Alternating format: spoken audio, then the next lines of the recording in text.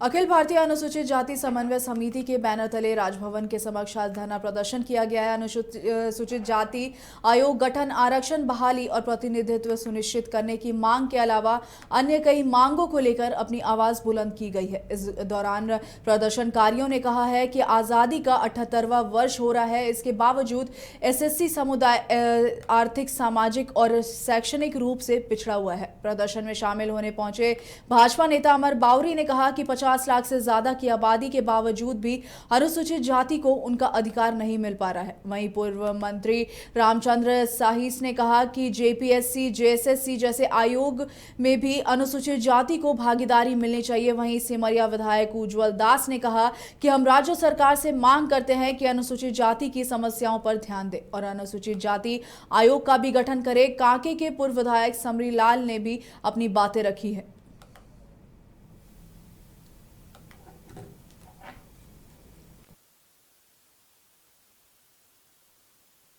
भवनाथपुर विधायक अनंत देव मेडिका में भर्ती हैं। पूर्व मंत्री मिथिलेश ठाकुर उनसे मिलने अस्पताल पहुंचे और उनकी तबियत की जानकारी साझा करते हुए कहा, अब पहले से ठीक है। अनंत प्रताप देव कल अस्पताल से रिलीज होंगे। विधायक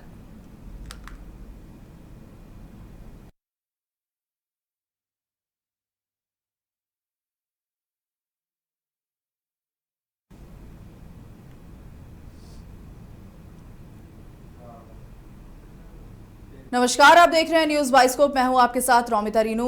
गढ़वा जिला अंतर्गत रंका प्रखंड में संचालित विभिन्न पत्थर खदानों एवं क्रशर प्लांटों का उपायुक्त दिनेश कुमार यादव ने निरीक्षण किया है। इस निरीक्षण का उद्देश्य खनन गतिविधियों में पारदर्शिता सुनिश्चित करना, पर्यावरण और सुरक्षा मानकों के अनुपालन की स्थिति का मूल्यांकन करना है। उपायुक्त ने सभी दस्तावेजों की जांच कर क्रशर प्रबंधन को पर्यावरण संतुलन बनाए रखने और सुरक्षित खनन करने के लिए आवश्यक दिशा निर्देश भी दिए हैं।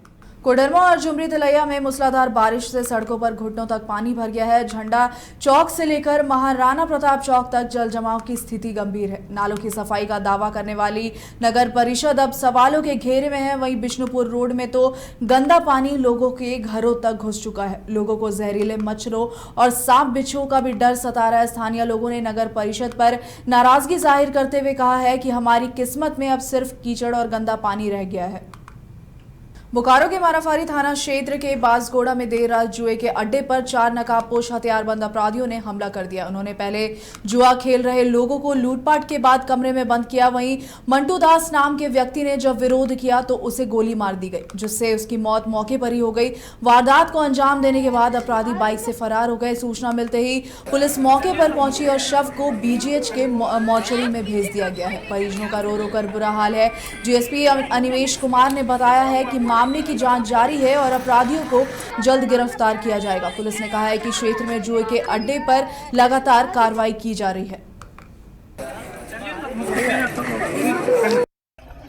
3-4 को दोस्ती उसका खड़ा था, बोलता है कि देखिए ना, मार दिया, मुंह में मास्क लगा के आया, 3-4 आदमी आप मार दिया, चल गया। तो हम बोले जो आप क्या कर रहे थे, आप लोग बचाना नहीं चाहिए? ना, उतना मौका नहीं दिया, मार के चलते रहा। बाइक लेके आया, बाइक लेके मार के चलते रहा। उसके बाद देखिए अभी उनका हम लोग गए थाना, 12 थाना में कोनो नहीं बोला, जब मारापुरी थाना में लिखा पड़ी हुआ। अभी आए हैं, अभी बोलता है कि इसका पोस्टमार्टम होगा तो कल रात में हम लोग वहाँ पे ताश खेल रहे थे अपने में, सब 8-10 आदमी। उसी के टाइम में उधर से पिस्टल बंदूक उंदूक लेके सब लोग आए और सबको मार के चैन छीन रहे हैं, किसी को ये कर दिए। हम लोग पकड़ो धर के बोलने लगे तो लोग गोली धड़ाधड़ इधर उधर फेंकने चलाने लगा। उसमें एक मेरा दोस्त को गोली लग गया। रामगढ़ जिले के हिसला कानाटांड में मेडिकल वेस्ट कचड़ों को रातों रात फेंके जाने से ग्रामीणों में आक्रोश है। इसे लेकर ग्रामीणों ने प्रतिक्रिया दी है। ग्रामीणों का कहना है कि हिसला के बायोमेडिकल प्लांट से बीती शुक्रवार रात के अंधेरे में एक रैयत के घर के पीछे 2 दिन पहले जेसीबी द्वारा गड्ढा खोदा गया था, लेकिन इसमें आधा दर्जन हाइवा ट्रकों से भी अधिक बायोमेडिकल वेस्ट कचड़ों को गिराया गया है, जिससे गाँव कानाटांड में 50 घरों में 200 से ज्यादा आदिवासी परिवार कई प्रकार के रोगों की महामारी फैलने का खतरा मंडराने लगा है। बोकारो बार एसोसिएशन के चुनाव में 825 मतदाताओं ने अपने मताधिकार का प्रयोग किया है। वहीं 68 प्रत्याशी 8 प्रमुख पदों के लिए मैदान में है। बताया जा रहा है कि चुनाव प्रचार इस बार जमीन से लेकर डिजिटल आसमान तक छाया हुआ है और प्रत्याशियों ने न केवल व्यक्तिगत संपर्क के माध्यम से वोट मांगे हैं बल्कि सोशल मीडिया को भी हथियार बनाया है। बार एसोसिएशन के चुनाव में इस बार युवाओं और वरिष्ठ अधिवक्ताओं दोनों का अच्छा मिश्रण देखने को मिला है और कई नए चेहरे भी उत्साह के साथ मैदान में है, जिससे मुकाबला और भी रोचक बन गया है। अभी सभी की निगाहें परिणाम पर टिकी है जो यह तय करेंगे कि इस बार की कमान किसके हाथों में होगी।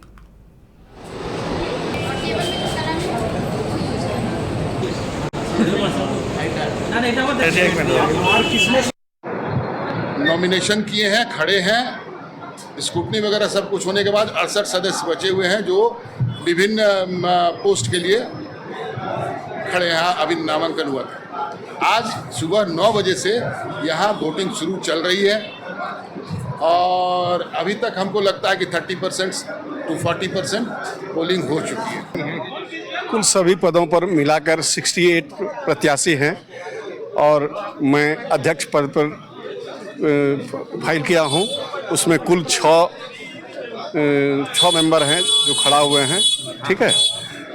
और हर पदों पर जो है और एग्जीक्यूटिव पद पर कुल 32 प्रत्याशी खड़े हैं। मैं माया सिंह हूँ। मैं एग्जीक्यूटिव कमेटी मेंबर में के पद के लिए खड़ी हूँ। आज बोकारो बार में चुनाव हो रहा है। बहुत ही अच्छे ढंग से चुनाव किया जा रहा है। हर तरह का व्यवस्था किया गया है और सबों पर बहुत अच्छी कड़ी नज़र रखी गई है, जिससे ये निष्पक्ष भाव से चुनाव की प्रक्रिया पूरी हो।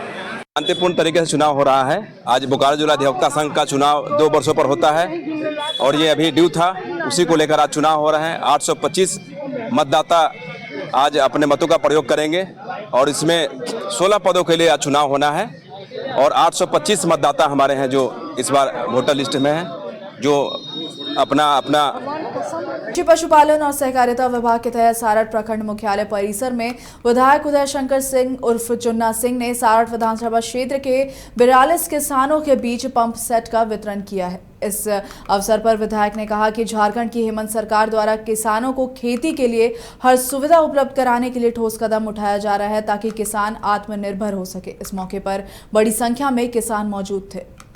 गिरिडीह कॉलेज के समीप जिला प्रशासन ने अतिक्रमण के खिलाफ बड़ा अभियान चलाया है। इस दौरान बगैर किसी बड़ी पूर्व सूचना के बुलडोजर की कार्रवाई शुरू कर दी गई, जिससे इलाके में अफरा तफरी मच गई। प्रशासनिक टीम ने करीब 100 से अधिक अस्थायी दुकानों और ठेलों को हटाते हुए जमींदोज कर दिया है। कार्रवाई के खिलाफ प्रभावित दुकानदारों और स्थानीय लोगों ने जमकर विरोध प्रदर्शन किया। आक्रोशित लोगों ने कुछ देर के लिए मुख्य सड़क को भी जाम कर दिया था, जिससे यातायात पूरी तरह से बाधित हो गई थी। मौके पर भारी संख्या में पुलिस बल की तैनाती की गई है, जिसके बाद स्थिति को नियंत्रित किया गया। गिरिडीह कॉलेज के पास में जो भी अतिक्रमण है उस पर कार्रवाई की जा रही है जिला प्रशासन के द्वारा। विधि व्यवस्था बिल्कुल सामान्य है। कुछ लोग विरोध कर रहे थे लेकिन सामान्य है और अतिक्रमण अभियान जो है तो ये लगातार जारी रहेगा क्या अतिक्रमण? देखिए, जो भी अतिक्रमण हुआ है उस पर कार्रवाई जारी रहेगा।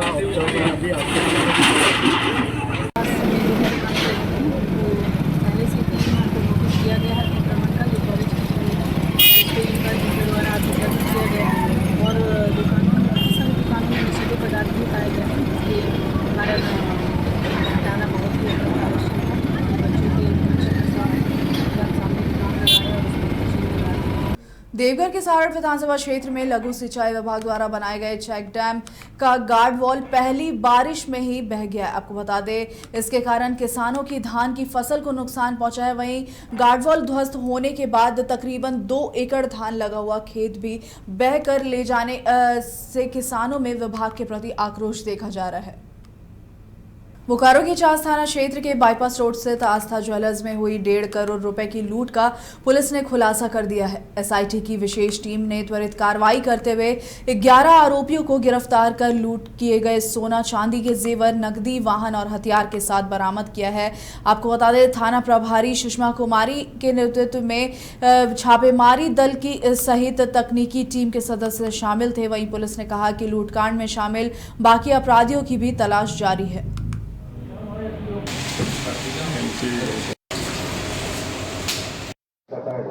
जैसा कि आप जानते हैं कि 23 जून को जो है एक घटना घटी थी चास मार्केट में आस्था ज्वेलर्स में लूट की घटना थी जो जिसमें कि आप जानते हैं अभी तक अनुसंधान करते हुए बोकारो पुलिस द्वारा लगभग 9 आरोपियों को जो है जेल भेजा जा चुका है और काफ़ी बरामदगी भी की गई है। उसी क्रम में आगरतर कार्रवाई करते हुए जो है टीम हमारी बिहार गई और वहाँ पर छापामारी के दौरान जो अपराध में अभियुक्त थे करण कुमार और देवा जो कि इस कांड में डायरेक्टली इन्वॉल्व थे, वन ऑफ द मास्टरमाइंड्स कह सकते हैं आप इनको, अभिषेक कुमार और भोलू, इनको जो है गिरफ्तार किया गया है और इनकी निशानदेही पर जो है आप देख रहे हैं ये जो कि लूटा हुआ कुछ सामान सोना चांदी का बरामद किया गया है।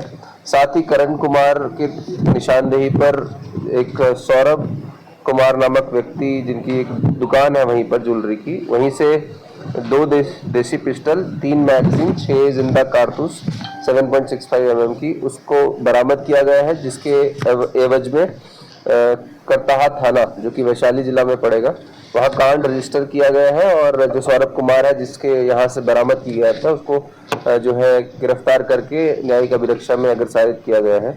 देवघर में त्रिस्तरीय पंचायत समिति की विशेष बैठक का आयोजन किया गया, जहां बैठक में जिला परिषद मुखिया प्रमुख समेत सैकड़ों प्रतिनिधि शामिल हुए हैं। जनप्रतिनिधियों ने सरकार को चेतावनी दी है कि बात नहीं मानी तो 5 अगस्त को विधानसभा के सामने धरना प्रदर्शन होगा। जिला परिषद अध्यक्ष किरण कुमारी ने कहा कि जरूरत पड़ी तो सामूहिक इस्तीफा भी दे देंगे।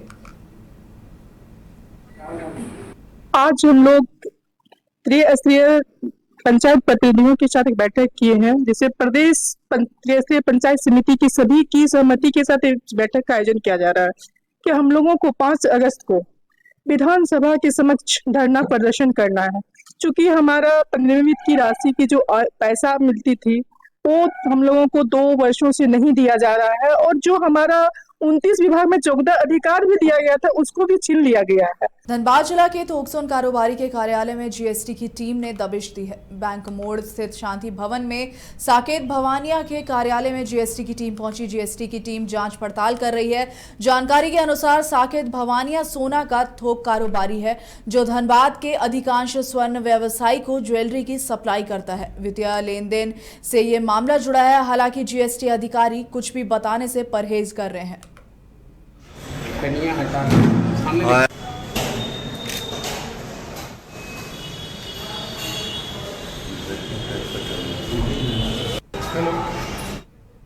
जामताड़ा से धनबाद जिले के पोखरिया मोड़ को जोड़ने वाले NH 419 मार्ग पर स्थित पुलिया कई महीनों से क्षतिग्रस्त पड़ी है। पुलिया निर्माण कार्य शुरू करने के लिए इसे तोड़ा गया था, लेकिन फिलहाल सिर्फ नीचे से मिट्टी भरकर आवागमन की अस्थायी व्यवस्था की गई थी। भारी बारिश के कारण मिट्टी बह जाने से यह रास्ता पूरी तरह से अवरुद्ध हो गया है। आपको बता दें, स्थानीय लोगों का कहना है कि इस स्थिति के कारण उन्हें आवागमन में भारी कठिनाइयों का सामना करना पड़ रहा है। मरीजों को अस्पताल ले जाने में दिक्कतें आ रही हैं और एम्बुलेंस चालक भी खराब सड़क देखकर आने से मना कर देते हैं। ग्रामीण डॉक्टर मेहताब अंसारी ने कहा कि कम से कम निर्माण कार्य पूरा होने तक अस्थायी मार्ग को फिर से दुरुस्त कर देना चाहिए ताकि लोगों को राहत मिल सके। ग्रामीणों का आरोप है कि ठेकेदार की लापरवाही के कारण काम रुका पड़ा है।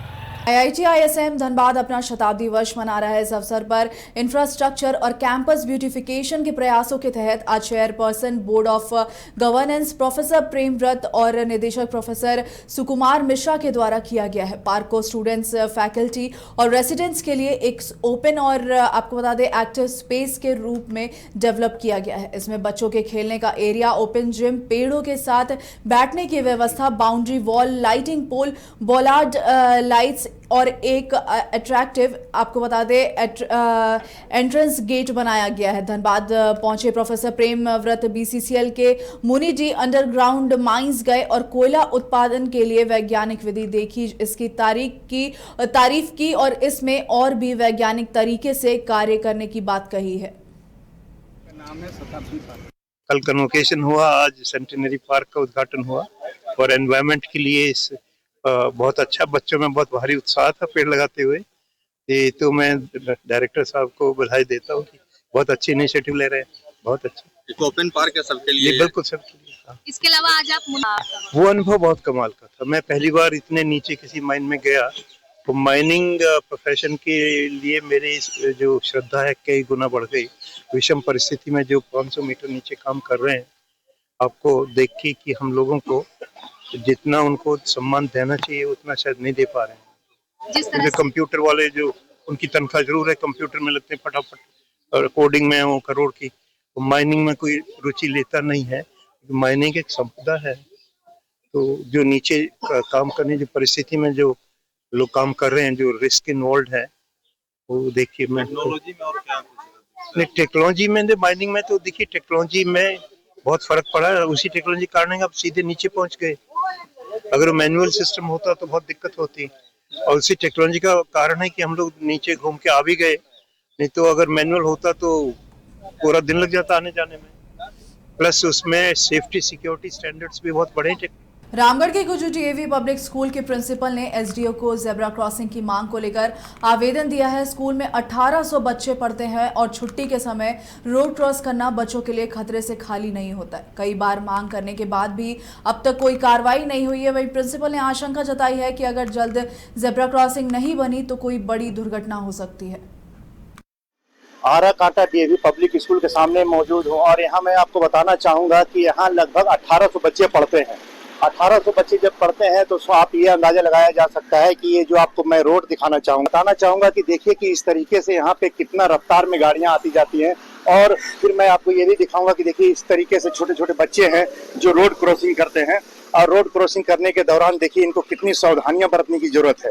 यहाँ पर स्थिति ये बना हुआ है कि इस तरीके से देखिए यहाँ सैकड़ों गाड़ियां आती जाती है, जहाँ पे जो है यहाँ का जो स्थिति इस तरीके से बना हुआ है कि अभी हम उनके एक गार्जियन भी है, उनसे भी बात करेंगे और बात करके देख सकते हैं कि स्कूल के जितने भी लोग हैं ये किस तरीके से यहाँ पे रोड पार करने में मदद करते हैं। तो इसमें क्या लगता है, इससे पहले भी कई घटनाएं यहाँ हो चुकी है?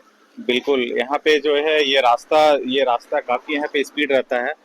आगे इधर घाटो चला जाता है, इधर रामगढ़ चला जाता है, गाड़ी काफी स्पीड में रहता है, तो इसको लेके कदम उठाना चाहिए। इस तरीके से जो है मतलब कि जो ये जब रोड पार्किंग का जब समस्या होता है तो किस तरीके से, अभी देखिए एक पेरेंट्स और हैं जो इनके छोटे छोटे बच्चे हैं और उनसे भी हम बात करेंगे कि क्या अगर वो लेने नहीं आते हैं तो उन्हें बच्चों पर कितना उन पर ध्यान लगा रहता है। इससे पहले भी कई बार यहाँ घटनाएं घट चुकी है। तो सर ये बताइए, पहले अपना नाम बताइए, क्या नाम हुआ? नाम 1 क्लास में हुआ है।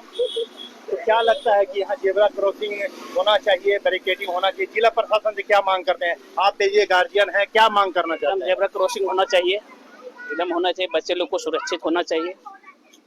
देखिए गार्जियन भी जो है इस तरीके, कौन सी क्लास में आपका बच्चा पढ़ता है? क्लास 1 में है और बच्चा को रोड क्रॉस करने में बहुत प्रॉब्लम है। यहाँ पे सुबह में पूरा एकदम जाम लगा हुआ रहता है, दोनों साइड गाड़ी चलते रहती है, बच्चे लोग आते जाते रहते हैं।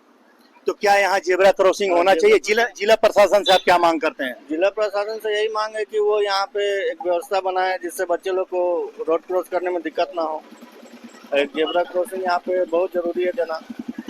चलिए, तो देखा आपने कि यहाँ पे रोड क्रॉसिंग का डिमांड लगातार बराबर बना हुआ है। इस तरीके से है कि यहाँ जेब्रा क्रॉसिंग हो। यहाँ तकरीबन 1800 बच्चे पढ़ाई करते हैं और जब मैं आपको दिखाना चाहूँगा कि किस तरीके से जब छुट्टी होता है तो किस तरीके से बच्चे रोड पार करते हैं और बड़ी बड़ी गाड़ियाँ यहाँ पर आती हैं। जैसा कि आपको हम दिखा सकते हैं कि देखिए किस तरीके से गाड़ियाँ यहाँ आवागमन, इस तरीके से रफ्तार यहाँ पर बराबर चलता ही रहता है। लेकिन यहाँ पे जो है जिला प्रशासन इस पर किसी तरीके का संज्ञान नहीं ले रही है और यहाँ कभी भी कोई भी बड़ी अप्रिय घटना घट सकती है। मैं मोहम्मद एहसान मंजर, रामगढ़ से।